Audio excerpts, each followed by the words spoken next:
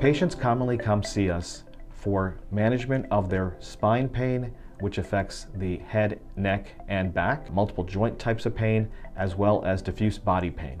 We evaluate patients on a case-by-case basis. We order imaging when necessary.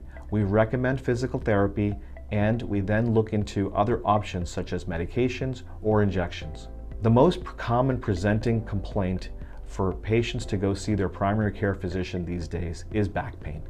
Back pain is something that we specialize in treating. We can identify what's causing the back pain and how best to treat it. We focus on providing innovative measures to treat chronic pain. If you're interested in new innovative ways to treat your pain, contact our office.